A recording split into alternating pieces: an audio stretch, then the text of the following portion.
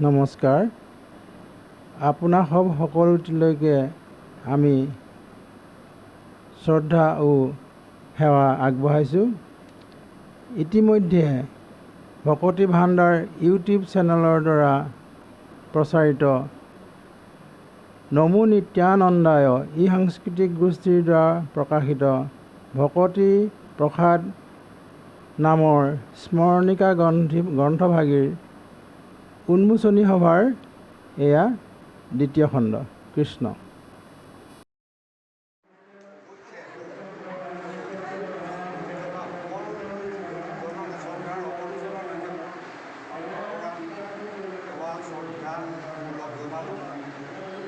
আজি আপোনাৰ বিভিন্ন স্থানৰ পৰা আহি আপোনালোকৰ বহুমূলীয়া সময় অপচয় কৰি আজি আমাৰ মাজত থাকি এই পৰা যি সহায় সহযোগ কৰালে তাৰ বাবে মই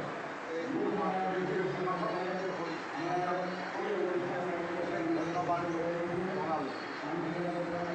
এইখিনিতে এটা মানে অলৌকিক ঘটনা বুলিয়ে কৈছোঁ। অলৌকিক ঘটনা এটা উল্লেখ নকৰিলে অলপমান ভুল কৰা হ'ব।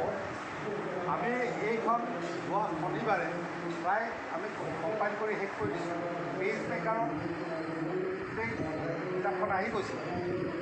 সোমবাৰৰ পৰা এইখন প্ৰিণ্ট কৰা কথা আছিল প্ৰেছত, কিন্তু প্ৰেছৰ কৰ্মচাৰী দুজনৰ অলপমান মানে অহংভাৱ, মই ভাবোঁ অহংভাৱেই তেওঁলোকৰ অহংভাৱৰ কাৰণে সোমবাৰে যেতিয়া প্ৰেছত আমাৰ খবৰটো গ'ল, প্ৰেছত গৈ পালেগৈ যে গোটেই কম্পিউটাৰকেইটা খুলিছে, ফুল নাখায়, অন্ধকাৰ, তাত একোৱেই নাই।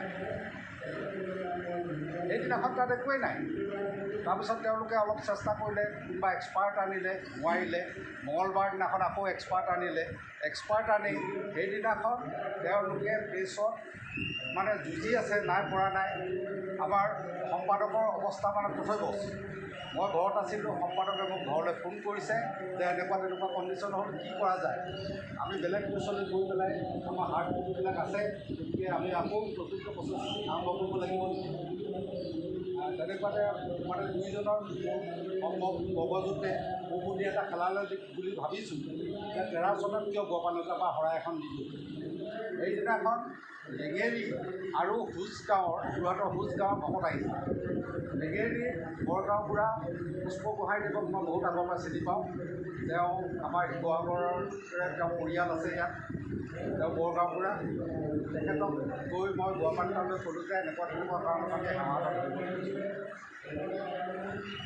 আৰু আপুনি এনেকৈ তেনেকৈ আশীৰ্বাদ দিব, সেইখিনিও কৈ থৈ আহিছোঁ যে কাকো নুসুধিব, তেওঁলোকৰ টেকনিকেল এক্সপাৰ্টৰ কাৰণে বা টেকনিকেলৰ কাৰণে কি হওক, কম্পিউটাৰ পৰা সকলোখিনি নাইকিয়া হ'ব।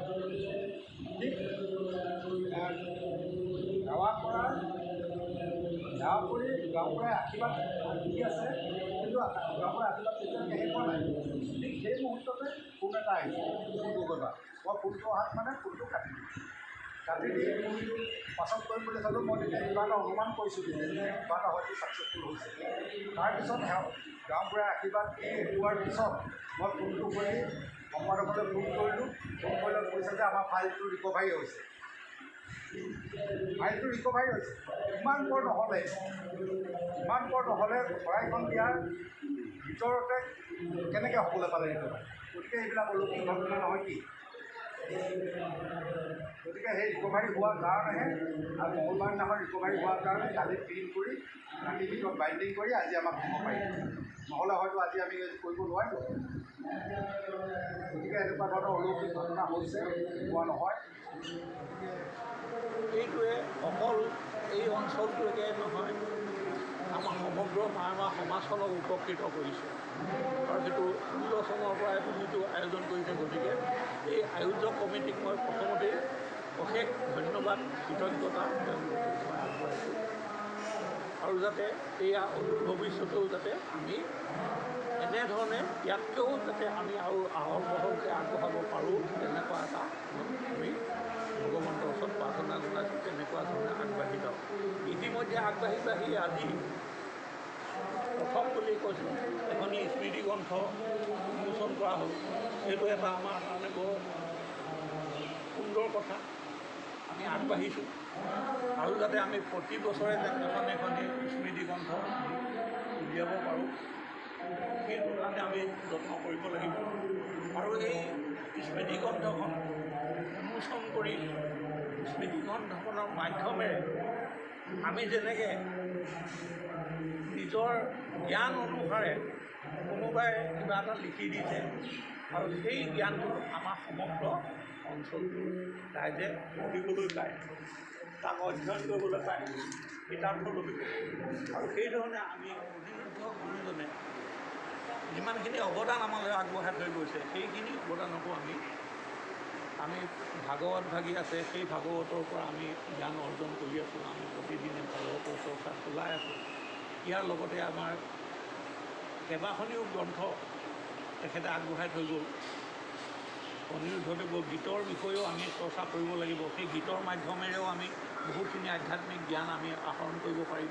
আৰু সেইখিনি আমি চৰ্চা কৰি আমাৰ মায়মা সমাজখনত মহিলাসকলক, যুৱকসকলক আমি আদৰি আনি যাতে আমি আগুৱাই নিব পাৰোঁ, সেই তেনেধৰণৰ চেষ্টাও আমি কৰিব লাগিব। ইয়াৰ উপৰিও তেখেতে ভক্তি মনৰ ঘোষা, অনিৰুদ্ধদেৱৰ গীত শাস্ত্ৰ, এই দুখন আমি কৰিব লাগিব। ইয়াৰ পিছতে চতুৰ্থ স্কন্ধৰ পুৰন্দৰ উপাখ্যান, এয়া অতি তাত্ত্বিক, অতি আধ্যাত্মিক যিটো কাহিনী, পুৰন্দৰৰ যি কাহিনী, সেইখিনিও আমি আমাৰ মায়মা সমাজখনলৈ আগবঢ়াই দিবলৈ আমি যত্ন কৰিব লাগে। সেইখিনিৰ মাজেৰে অনিৰুদ্ধ গুৰুজনাই কেনেকুৱা কষ্ট আমাৰ আত্মাৰ লগত সংগতি ৰাখি আমি আত্মা আৰু পৰমাত্মাক সংযোগ কৰিবৰ কাৰণে যি চেষ্টা চলাই আমালৈ লিখিতভাৱে দি থৈ গ'ল, সেইখিনি আমি আয়ত্ত কৰি পেলাই আমি নিজক আধ্যাত্মিক কেনেকৈ কৰিব পাৰোঁ, আমাৰ তাৰ চেষ্টা কৰিব লাগিব। আমি পঞ্চম স্কন্ধৰ আমি চৰ্চা কৰিব লাগিব। তাত যিসকল ৰজাৰ কথা আছে, সেই ৰজাসকলৰ মাধ্যমেৰে যি ঋষভৰ কথা আছে, ঋষভ ভগৱন্তৰ অৱতাৰ, তেওঁ কেনেধৰণে ধৰ্মটোৰ আগবঢ়াবৰ বাবে তেওঁ কেনেকৈ নিজৰ ব্যক্তিগতভাৱে তেওঁ যিটো আদৰ্শ দেখুৱাই থৈ গ'ল, সেই আদৰ্শখিনিও আমি আয়ত্ত কৰিবলৈ যত্ন কৰিব লাগিব। এনেধৰণে আমি এই গুৰুজনাই আগবঢ়াই যোৱা আমাৰ এই অৱদানবিলাকক আমি নিজেই চৰ্চা কৰিব লাগিব। ইয়াৰ ওপৰত লগতে সংগতি ৰাখি আমি যিখন আমাৰ বংশাৱলী গ্ৰন্থ, শ্ৰী শ্ৰী অনিৰুদ্ধদেৱৰ চৰিত্ৰ আৰু বংশাৱলী, গুৰুসকলৰ বংশাৱলী, এই গুৰুসকলৰ বংশাৱলীকো আমি অধ্যয়ন কৰিব লাগিব। কাৰণ গুৰুসকলে আমাক কেনেধৰণে কিমান কষ্ট স্বীকাৰ কৰি, কিমান ত্যাগ স্বীকাৰ কৰিলে, কিমান কষ্ট ৰজাঘৰীয়াৰ যি অত্যাচাৰ, উৎপীড়ন, নিৰ্যাতন, এইবিলাকৰ যোগেদি আমাক যিমানখিনি কৰি থৈ গ'ল সেইখিনিও আমি চৰ্চা কৰিব লাগিব, অধ্যয়ন কৰিব লাগিব। আমি সেই গুৰুসকলে যিখিনি অৱদান দি থৈ গ'ল, ইমান কষ্টৰ মাজেৰে শংকৰ মাধৱ গোপালে দি থৈ যোৱা যি আদৰ্শ, সেই আদৰ্শখিনি যেনেধৰণে তেওঁলোকে ইমান কষ্টৰ মাজেৰে যেতিয়া আগবঢ়াই থৈ গ'ল, সেইখিনি আমি সেই গুৰুসকলক আমি অকল গুৰু কৰি থাকিলেই নহ'ব। আমি সেই গুৰুসকলৰ যি অৱদান, যি তেওঁলোকৰ ত্যাগ, সেইখিনিক আমি আয়ত্ত কৰিব লাগিব, যত্ন কৰিব লাগিব। আৰু সেইখিনি আয়ত্ত কৰিলেহে আমাৰ গুৰুৰ প্ৰতি শ্ৰদ্ধা, ভক্তি এইবিলাক আমাক বাঢ়িব। আমি শৰণ ল'ব লাগে, শৰণ লৈছোঁ, ভজন ল'ব লাগে, ভজন লৈছোঁ। অকল এই গতানুগতিকতা আমি ৰক্ষা কৰি থাকিলেই আমাৰ নহ'ব। আমি সকলো ফালৰ পৰা আগবাঢ়িব লাগিব। সকলো ফালৰ পৰা আগবাঢ়ি পেলাই যদি আমাৰ এই সমাজখনক আগুৱাই দিব পাৰোঁ, সেই তেতিয়াহে আমি সাফল্য অৰ্জন কৰিছোঁ বুলি আমি ভাবিব পৰা হ'ব। গতিকে তেনেধৰণে আমাৰ কৰিবলগীয়া বহুত আছে। আমাৰ মায়মা সমাজখনত আমাৰ কৰণীয় কাম বহুত আছে, আৰু সেইখিনি আমি কৰিবলৈ যত্ন কৰিব লাগিব। আজি যি আমাৰ এই সাংস্কৃতিক ৰূপে নিত্যানন্দ থানৰ যেনেধৰণে আগবাঢ়ি গৈ আছে এডুকে, সেইটো যাতে আমি বাকী সমাজবিলাকেও, বাকী সত্ৰবিলাকেও, বাকী গাঁওবিলাকেও যাতে আমি আগুৱাই নিব পাৰোঁ আমাৰ সমাজখনক, আমাৰ সেইখিনি আমি ভগৱন্তৰ ওচৰত প্ৰাৰ্থনা জনাইছোঁ।